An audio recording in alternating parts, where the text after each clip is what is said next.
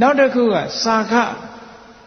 လောကမှာလူတွေကပစ္စည်းဥစ္စာကိုရလာလို့ရှိရင်ကိုတယောက်တည်းမှာသုံးနဲ့ဆွဲတယ်ဆိုလို့ရှိရင်မကောင်းဘူးစွန့်လွတ်မှုဆိုတာရှိရမယ်စွန့်လွတ်မှုဆိုကိုပတ်ဝန်းကျင်မှာကိုက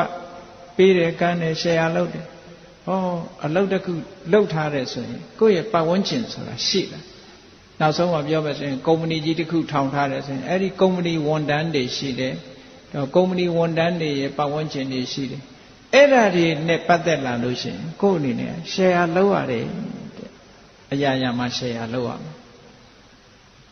လိုအပ်တဲ့ပုဂ္ဂိုလ်တွေကိုကူညီတယ်စောင့်ရှောက်တယ်လူသားအချင်းချင်း society ထဲမှာလိုအပ်နေတဲ့ပုဂ္ဂိုလ်တွေထောက်ပံ့တယ်ကူညီတယ်ဒါကိုစာကလို့ခေါ်တယ်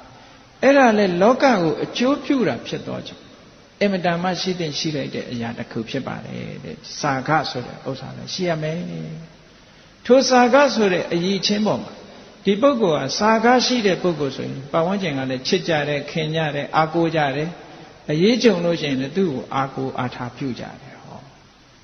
အရာထဲမှာဆိုအားကိုးရတယ်ဘာလို့တယ်ဆိုရင်သူကလှုပ်ပေးတယ်ပဲသူကဘာလို့တယ်ဆိုရင်လှုပ်ပေးတယ်ဆိုအရာထဲမှာစာကရှိတဲ့ပုဂ္ဂိုလ်တွေကအားကိုးရတဲ့ပုဂ္ဂိုလ်ပဲနော်ကိစ္စဝိစ္စရှိလို့ရှိရင်ဒီလိုပုဂ္ဂိုလ်မျိုးပြေးပြီးတတိယကြတယ်အေးစာကမရှိတဲ့ပုဂ္ဂိုလ်ကြတော့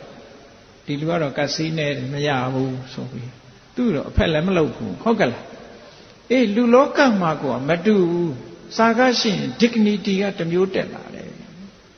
ဒါကြောင့်မို့ဒီဥစ္စာရဲ့အည်အသွေးဟာလည်းအမှန်တမ်းမြင့်တယ်